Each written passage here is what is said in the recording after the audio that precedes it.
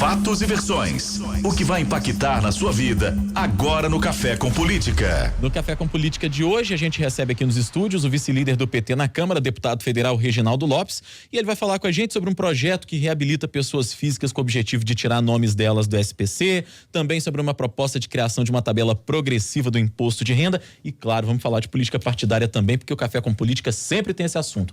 Bom dia, deputado, bem-vindo, prazer recebê-lo mais uma vez aqui. Bom dia, Rodrigo, bom dia, Thalita, Palhares, bom dia a todos os ouvintes da Super FM. Bom, deputado, para a gente começar esse bate-papo, quero começar falando com o senhor a respeito desse projeto que reabilita pessoas físicas com o objetivo de tirar os nomes delas do SPC. No ano passado, o candidato à presidência Ciro Gomes apresentou uma proposta que versava sobre esse mesmo assunto e foi, inclusive, até muito criticado por causa disso. Eu pergunto, esse projeto do senhor, ele tem alguma ligação com aquela proposta que o Ciro apresentou durante a campanha ou ele tem diferenças? E se tem diferença, que tipo de diferença é essa? Acho que a única coisa popular, talvez, da campanha apresentada em 2018 foi esse debate sobre a inadimplência das pessoas. Uma economia que depende 80% da renda das famílias é um crime. O Brasil e os brasileiros, aí eu estou dizendo, a metade, Rodrigo, da população adulta se encontra no SPC. São 63 milhões de brasileiros e brasileiras.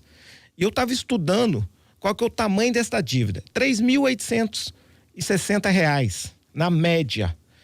E a ampla maioria já pagou, porque os pobres tentam pagar suas dívidas, mas são explorados pelo sistema financeiro, que cobra taxas abusivas de juros. Cartão de crédito, quase 500%, cheque especial 300%. Ou seja, eles pagam ali de R$ 3.800, eles vão pagando ali 300 por mês. Então, na verdade, eles pagaram a dívida do capital. Estão sendo explorados por taxas abusivas de juros. Então, o que eu apresentei? Isso tudo, lógico que a ideia do Ciro Gomes está sendo aproveitada, mas quando eu fui estudar a proposta, não encontrei nada. Como que na prática o presidenciável Ciro Gomes ia implementar o projeto. Então, eu estudei o modelo de Portugal. Portugal tinha uma inadimplência grande, taxa de desemprego mais de 20%, uma estagnação econômica, e o governo, então, trabalhou na perspectiva de liberar e retirar os seus cidadão do SPC, tipo SPC. Então, o que nós fizemos, então? Apresentei uma proposta muito simples, Rodrigo. A pessoa que está inadimplente, ela procura um cartório. Por que cartório? Para desburocratizar, evidente. Se for parar na justiça, né, vai ter custos de advogados e tal. Então, a partir daí, ela apresenta uma lista dos seus bens, penhoráveis e não penhoráveis. E ela faz um plano e apresenta um plano de parcelamento, descontando os juros, porque ela já pagou, né? Então, na verdade, o que sobrar ela vai parcelar. Se não der acordo, é submetido ao Tribunal de Justiça, o juiz vai homologar, apenas homologar. Por que eu quero e estamos apresentando essa proposição? Porque nós temos 63 milhões expulsos do mercado e sendo explorado por altas taxas de juros. Então, eu acho fundamental para reativar uma economia que depende 80% do consumo das famílias. E sobre essa proposta de criação de uma tabela progressiva do imposto de renda, a gente falou hoje que a Receita paga hoje, né, o segundo lote do imposto de renda de 2019. A consulta, na verdade. A consulta. Thalita, se a tabela de imposto de renda tivesse sido corrigido a partir de 95 até hoje, a isenção estaria quase na casa de R$ 4.000. Por que então que eu apresentei uma isenção até R$ 5.000, R$ 4.999, 5 salários mínimos? Porque eu acho que na vida pública, o político deve ter palavras. E qual foi o grande compromisso do presidente Jair Bolsonaro? Que não iria cobrar imposto de renda dos trabalhadores até 5 salários mínimos. Tanto ele quanto o ex-ministro da Educação, Fernando Haddad. Portanto, nós estamos trazendo o seu compromisso de campanha por uma ação, por uma proposição legislativa. Porque é o seguinte, nós temos um presidente inconsequente, meio incapaz, sem habilidade política. Então, cabe ao parlamento ser um poder moderador. Eu não estou apostando quanto pior, melhor. Eu tenho responsabilidade com o meu país. Portanto, eu preciso apresentar um conjunto de proposições para retirar o país dessa crise que nós encontramos. Crise do ponto de vista da alta taxa de desemprego, da desindustrialização brasileira. Então nós estamos apresentando soluções legislativas e proposições para ajudar o país a superar a crise. Acima desses R$4.999, como é que funcionaria a cobrança do imposto de renda? Quem ganha, por exemplo, a partir de 5 mil pagaria mais do que paga hoje ou continuaria pagando, por exemplo, a mesma quantia, os 27,5% que nessa faixa de renda, por exemplo, são descontados? De quem ganha até 15 salários mínimos, vai pagar menos. Até 5, 0. De 5 a 15 vai ter uma redução.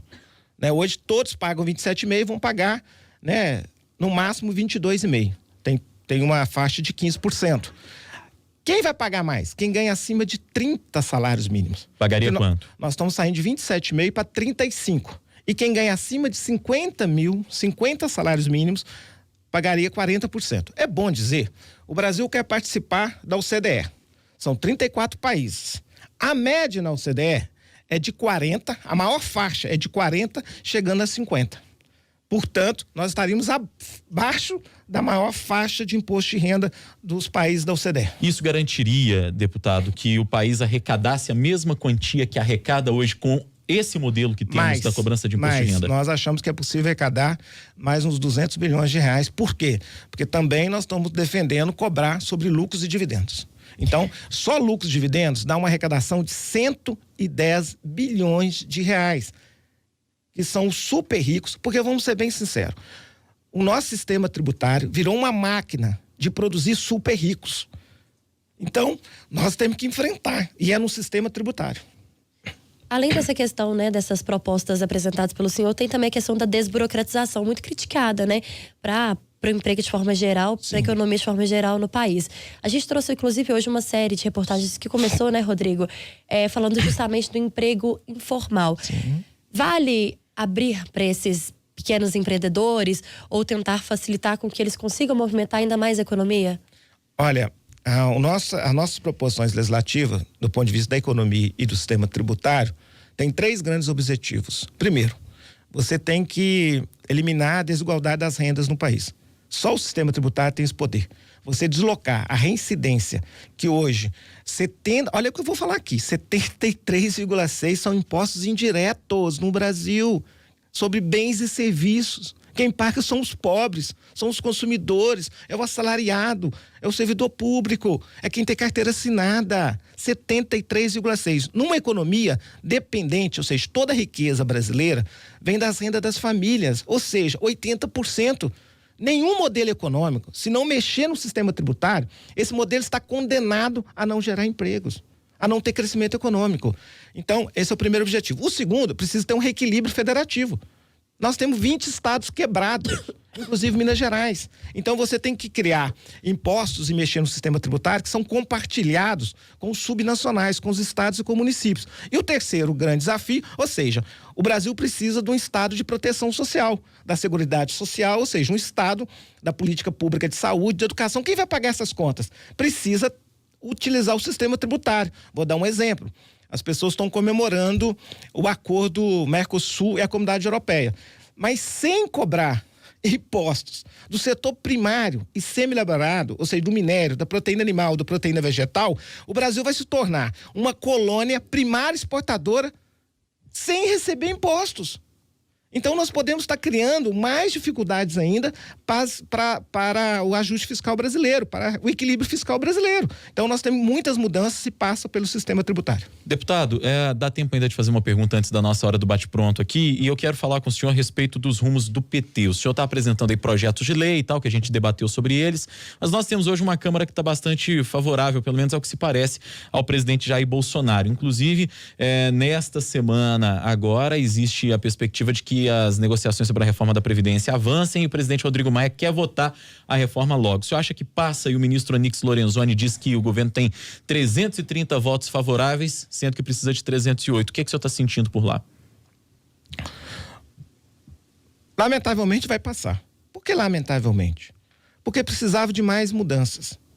Por exemplo, você cortar 40% do salário do regime geral, do trabalhador do regime geral, do salário da ativa para a inativa, é um crime.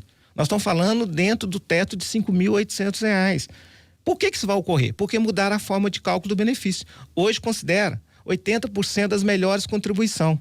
A proposição propõe 100%. Imediatamente vão cortar 40%.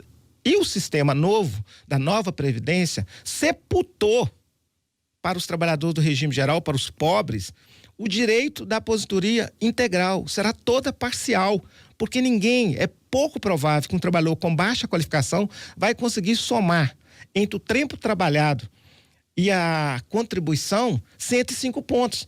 Nós estamos criando uma máquina num futuro breve, de produzir super pobres. Hora do bate-pronto. No Café com Política. Hora do bate-pronto. Perguntas objetivas e respostas igualmente objetivas. Combinado, deputado? Vamos tentar. Imposto de renda e tabela atual. Um crime contra o consumo no Brasil. Governo Bolsonaro. Um desastre. Reforma da Previdência. Uma máquina de produzir pobres. Governo Zema. Sem rumo. PT em Belo Horizonte. Candidato próprio à prefeitura em 2020. Precisa ter. Futuro do PT no Brasil. Tem que apresentar umas propostas para o país. O senhor deu uma titubeada aí, hein? No Café com Política, recebemos aqui nos estúdios o vice-líder do PT na Câmara, deputado federal Reginaldo Lopes, mais uma vez conosco aqui. Quero agradecer mais uma vez a sua visita, foi um prazer recebê-lo, deputado. Eu que agradeço, obrigado. Obrigado, Thalita.